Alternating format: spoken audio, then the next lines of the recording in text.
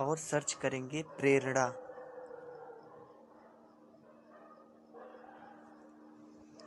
प्रेरणा उत्तर प्रदेश। जैसे प्रेरणा उत्तर प्रदेश लिखेंगे वैसे ही सबसे पहले बने हुए प्रेरणा उत्तर प्रदेश पे क्लिक करेंगे। ये हमारा ऐप है, इसको हम इंस्टॉल बटन पे क्लिक करके इंस्टॉल करेंगे। जैसे हम इंस्टॉल बटन पे क्लिक करते हैं ये इंस्टॉलेशन स्टार्ट हो जाती है। इंस्टॉल होने के बाद कुछ इस तरीके से स्क्रीन आएगी। यहाँ पे इंस्टॉल पे क्लिक करके हम आगे बढ़ेंगे।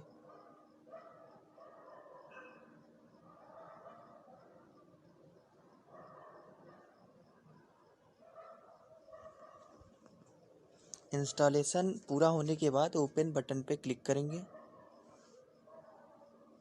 और दी हुई प्राइवेसी पॉलिसी को एक्सेप्ट करेंगे। एक्सेप्ट करने के बाद सारी परमिशन को हम अलाउ करेंगे और लैंग्वेज सेलेक्ट करेंगे। अब यहाँ पे हम अपने रजिस्टर्ड मोबाइल नंबर को as a enter user ID की जगह पे यूज करेंगे। अगर आप यहाँ पे मोबाइल नंबर डालते हैं और वो रजिस्टर्ड नहीं है तो वो रजिस्टर करने के लिए बोलेगा। जैसे मैंने अपना एक registered mobile number as a demo use किया।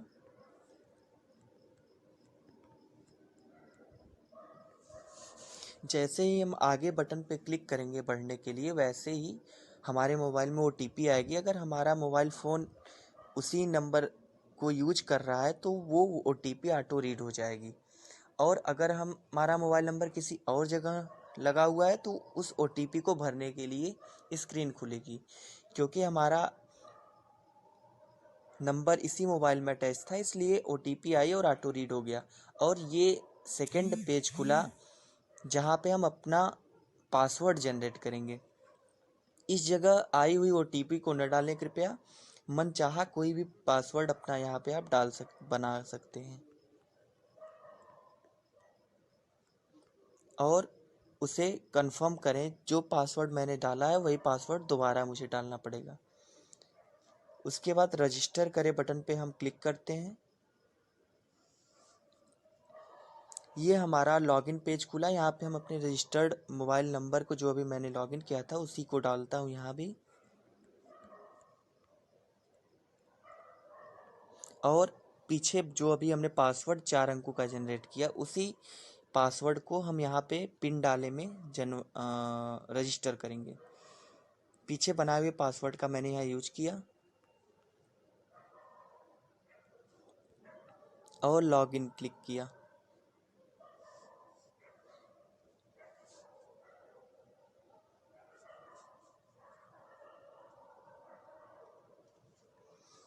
कृपया प्रतीक्षा करें, आपका डेटा लोड हो रहा है।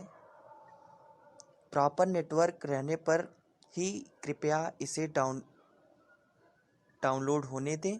जब तक सारे मॉड्यूल डाउनलोड न हो जाए तब तक आप आगे न बढ़ें। यहाँ पे आपको कुछ देर के लिए वेट भी कर सकना पड़ता है क्योंकि यहाँ पे प्रॉपर नेटवर्क न होने के कारण स्कूल डंपिंग में प्रॉब्लम होती है। सभी डेटा डाउनलोड होने के बाद ही आगे बढ़ें।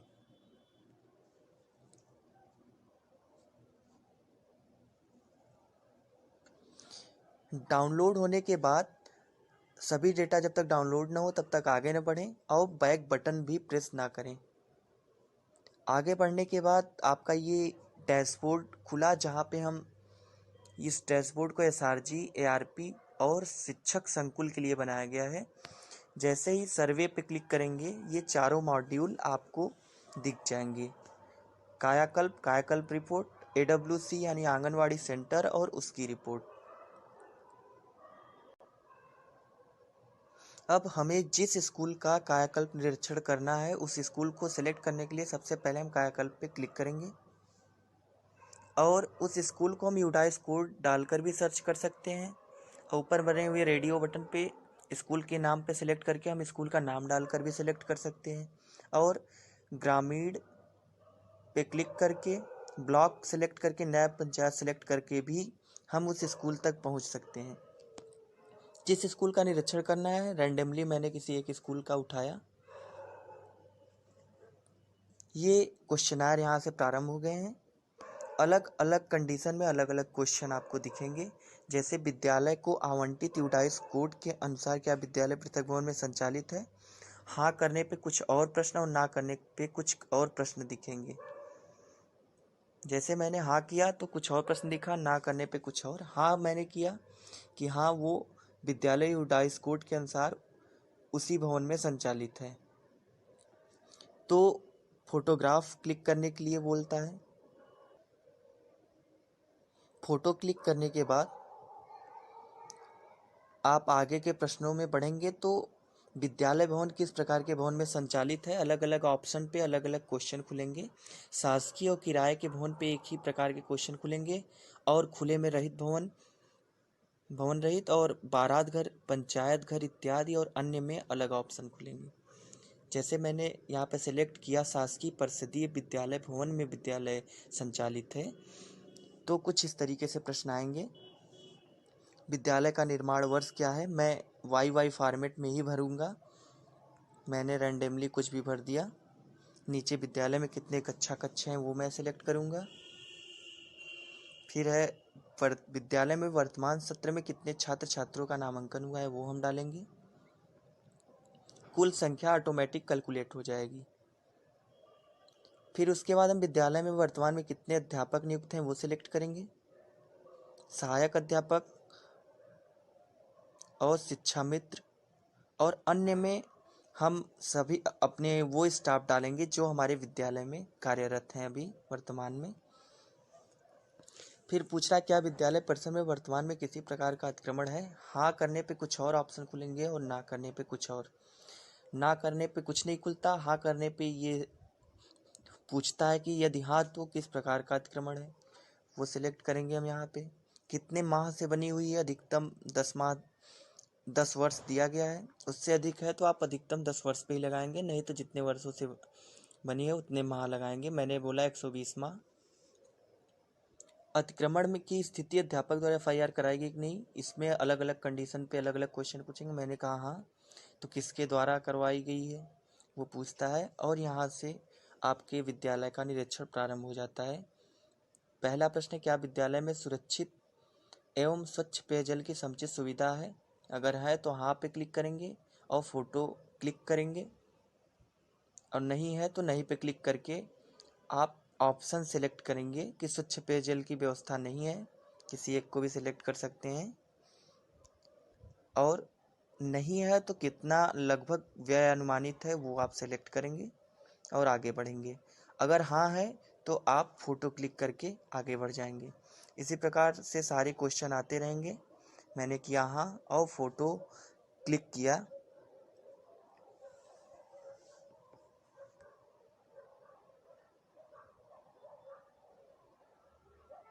फोटो क्लिक होने के बाद यदि आपकी फ़ोटो साफ नहीं आई है तो क्रॉस के चिन्ह पे हम क्लिक करके फ़ोटो को हटा भी सकते हैं, और सही है तो सही के निशान पे क्लिक करके हम उस फ़ोटो को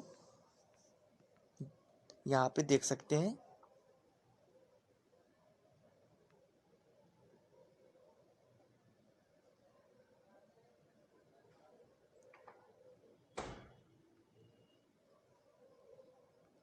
और ऑप्शन चूज करेंगे कि यहाँ है विद्यालय में समरसेबल पंप एवं वाटर टैंक के साथ रनिंग वाटर कनेक्शन की सुविधा है। मैंने कहा हाँ, तो ऑप्शन है पृथक समरसेबल पंप स्थापित है या पूर्व से निर्मित हैंडपंप में जलापूर्ति हो रही है। किसी एक को सिलेक्ट करेंगे और आगे बढ़ेंगे।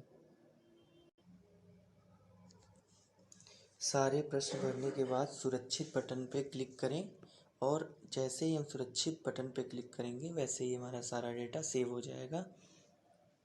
अगर हम बैक बटन क्लिक करते हैं तो ये पॉपअप आए क्या आप कायाकल्प रद्द करना चाहते हैं। अगर हम हाँ कर देते हैं तो हमारा सारा डेटा डिलीट हो जाएगा।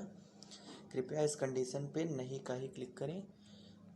जैसे हमारा सारा हम चाहते हैं कि AWC स्कूल का भी निरीक्षण करना है तो AWC पे जाएंगे। सबसे पहले AWC बने हुए आइकन पे क्लिक करेंगे, और जिस आंगनवाड़ी केंद्र का सेंटर का हमें इंस्पेक्शन करना है उस स्कूल को आंगनवाड़ी सेंटर के नाम से सर्च कर सकते हैं या आंगनवाड़ी सेंटर कोड डाल के, जैसे हम आंगनवाड़ी सेंटर कोड पे क्लिक करेंगे तो यहाँ पे सर्च करने के लिए आंगनवाड़ी सेंटर कोड डालना पड़ेगा।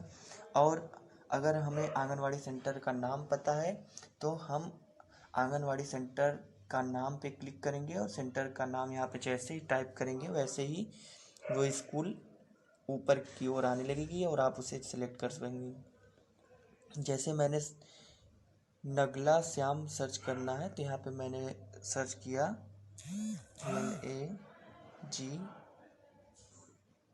NAGLA Nagla SHYAM। तो हमारा ये एक स्कूल नगला श्याम के नाम से जितने भी आंगनवाड़ी सेंटर थे वो आ गए। मैं जैसे इस पर क्लिक करूँगा वैसे ही सर्वे प्रारंभ हो जाएगा। आंगनवाड़ी सेंटर के स्थान का प्रकार, जिस जगह शहरी है तो शहरी, ग्रामीण है तो ग्रामीण में सेलेक्ट करता हूँ।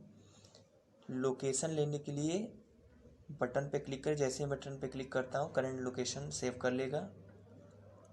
अगर यहाँ पे प्रॉब्लम हो रही है तो आप एक बार GPS ऑन ऑफ करके ऐप को हटा के दोबारा ऑन कर लीजिए तो यहाँ पे प्रॉपर नेटवर्क आ जाता है। अगर एड्रेस सही प्राप्त करता है तो एड्रेस देगा, नहीं तो लेट लॉन्ग के साथ सेविंग हो जाएगी। 3 से 6 वर्ष में कुल नामांकित बच्चों की संख्या यहाँ पे हम डालेंगे। बालक कितने हैं, बालिका कितने हैं वो डालेंगे। दिव्यांग उन्हीं बालक बालिकाओं में से कोई एक होगा।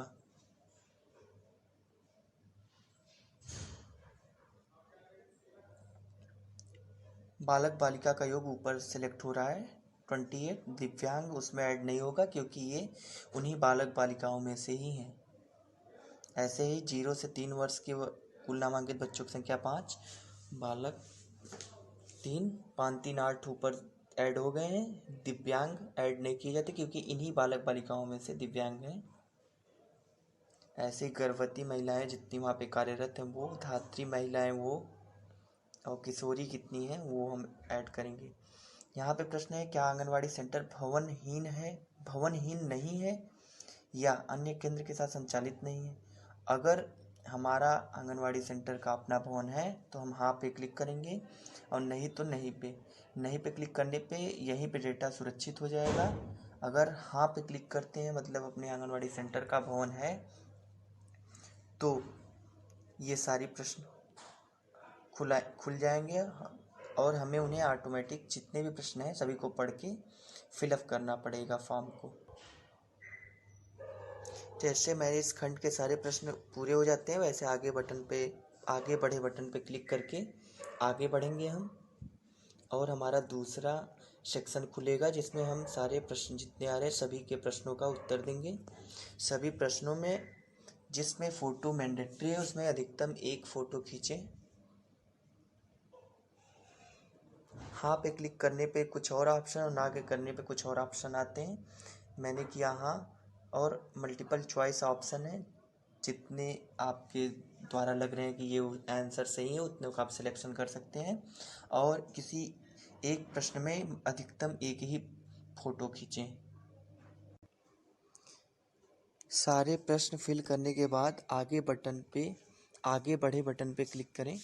प्रश्न सारे फिलअप करने के बाद पीछे जाए बटन पे ना क्लिक करें। अगर आप पीछे जाए पे क्लिक करते हैं तो आपकी सेविंग नहीं होगी इस खंड की और आपको इस खंड को दोबारा भरना पड़ेगा। इसलिए जिस खंड की आप सेविंग कर रहे हैं उन सभी प्रश्नों को चूज करने के बाद कृपया आगे बढ़े बटन पे ही क्लिक करें।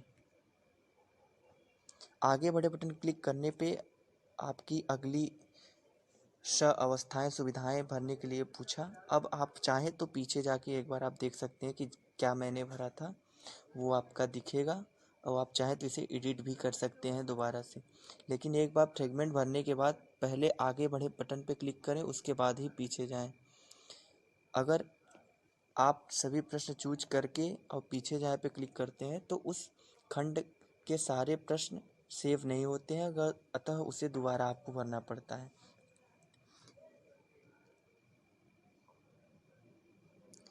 सारे प्रश्न सिलेक्ट करने के बाद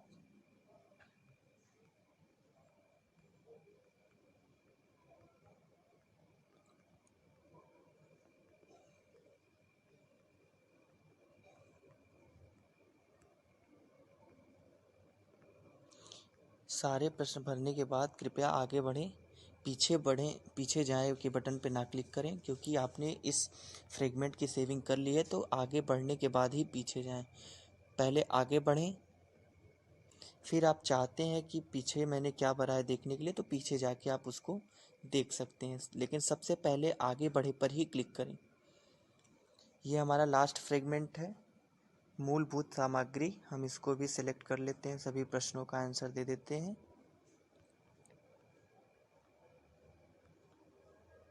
सभी प्रश्नों का आंसर फिलअप करने के बाद हम अपने इंस्पेक्शन को सेव करने के लिए सुरक्षित करें बटन पे क्लिक करते हैं। जैसे इस पे क्लिक करेंगे, do you want to save form finally, अगर हम जैसे ही हाँ पे क्लिक करते हैं तो ये फॉर्म हमारा फाइनली सेव हो जाता है और सर्वर पे चला जाता है। नहीं क्लिक करने पे हम अपने फॉर्म को दोबारा पीछे जाके चेक कर सकते हैं एक बार।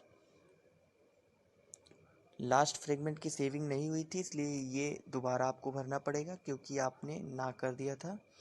तो लास्ट फ्रेगमेंट को आप अगर पीछे जाते हैं तो दोबारा भरना पड़ेगा।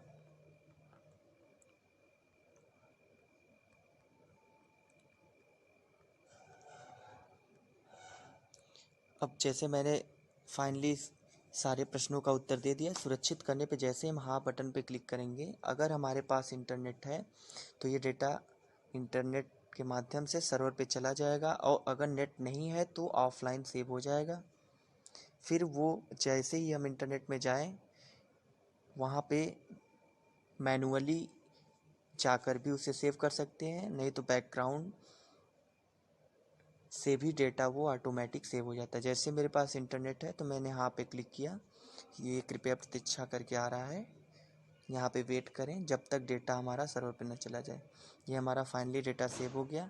मैं AWC के सामने रिपोर्ट पे क्लिक करूँगा तो ये हमारा लास्ट सेक्शन 9 तारीख का दिख रहा है, जो कि हरे रंग से दिखा रहा है कि डाटा सर्वर पर भेजा गया। अगर डाटा सर्वर पे न गया होता तो यहाँ पे रेड कलर से आता, कृपया डाटा सर्वर पे भेजने के लिए क्लिक करें। जैसे ही उस पर क्लिक करते वो डेटा सर्वर पे चला जाता। ये डेटा हमारा सर्वर पे गया है, इसकी रिपोर्ट देखने के लिए हम क्लिक करेंगे इसी पे। ये हमारा डेटा है जो कि मैंने अभी फिलअप किया था। ये हमारे सारे डाटा है, हम जिस फ़ोटो को चाहेंगे उसको जूम करने के लिए उस पर क्लिक करेंगे तो वो हमारा फ़ोटो जूम हो जाएगा, जिससे आपको दिख रहा है लैटिट्यूड, लॉन्गिट्यूड और करेंट डेट एंड टाइम। इस प्रकार से हमारे AWC का भी एक रिपोर्ट और एक सेविंग हुआ। जैसे ही हम किसी आंगनवाड़ी सेंटर को से भी यहाँ पे स्कूल आंगनवाड़ी को सर्च कर सकते हैं, और आंगनवाड़ी सेंटर के नाम से भी। डिस्ट्रिक्ट की सारी आंगनवाड़ी स्कूल यहीं